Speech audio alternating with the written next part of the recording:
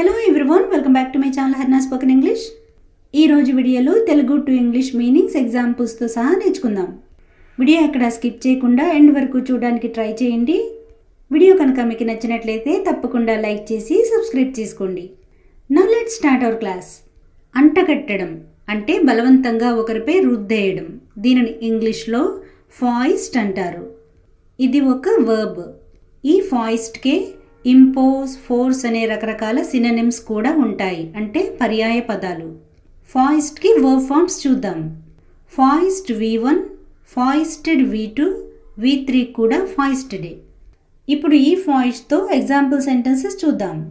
అతను తన పని నాకు అంటగట్టాడు. అప్పుడప్పుడు మనం మన పనిని ఎదుటి వాళ్ళ మీద బలవంతంగా రుద్దేస్తూ ఉంటాం కదా. He foisted his work on me. He foisted his work on me.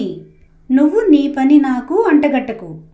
Don't foist your work on me. Don't foist your work on me. వాళ్ళు బయటికి వెళ్తూ పిల్లల్ని ఆమెకి అంటగట్టారు. While they were going out they foisted children on her. While they were going out they foisted children on her. వాళ్ళు పిల్లల్ని మీకు అంటగట్టేశారా? Did they foist children on you? Did the foist children on you? తల్లిదండ్రులు తమ కోరికల్ని పిల్లల మీద రుద్దకూడదు. కొంతమంది పేరెంట్స్ వాళ్ళ ఇష్టాలు పిల్లల మీద రుద్ది చెయ్యాలి నువ్వు అని అంటూ ఉంటారు కదా. Parents should not impose there wishes on children. Parents should not impose there wishes on children. ఇక్కడ ఫాయిస్ట్కి సినోనిమ్ అయిన ఇంపోజ్ని అప్లై చేశాము.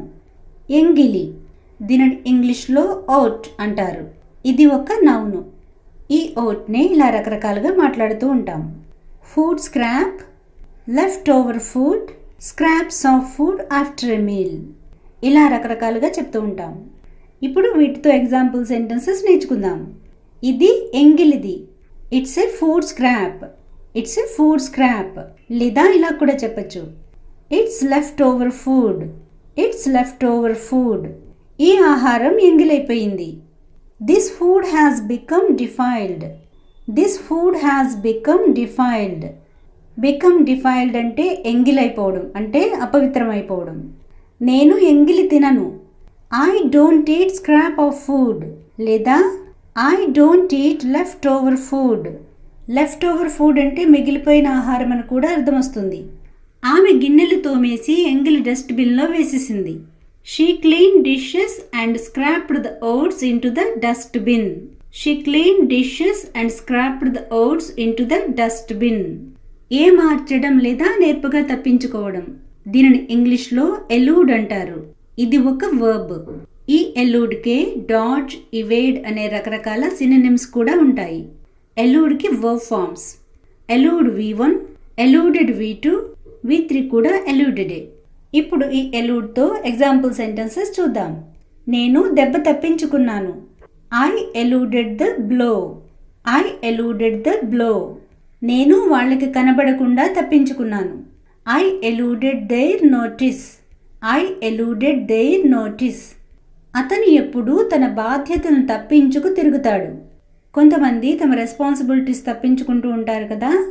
He always tends to evade his responsibilities. He always tends to evade his responsibilities. ఇక్కడ ఎలూడ్కి synonym అయిన ఇవేడ్ని apply చేసాం. వాళ్ళు ఆమెని మాటలతో ఏమార్చారు. They eluded her with their words. They eluded her with their words. అతను నా ప్రశ్నకు బదులివ్వకుండా ఏమార్చాడు లేదా దాటేశాడు. కొంతమంది ఏదైనా అడిగితే సమాధానం చెప్పకుండా దాటేస్తుంటారు కదా. He dodged my question. He dodged my question. So friends, this is the class for today. Thanks for watching and please post your valuable comments in the comment section. It will be very helpful to make more videos like this. And if you have any questions, let me know in the comment section. See you in the next video.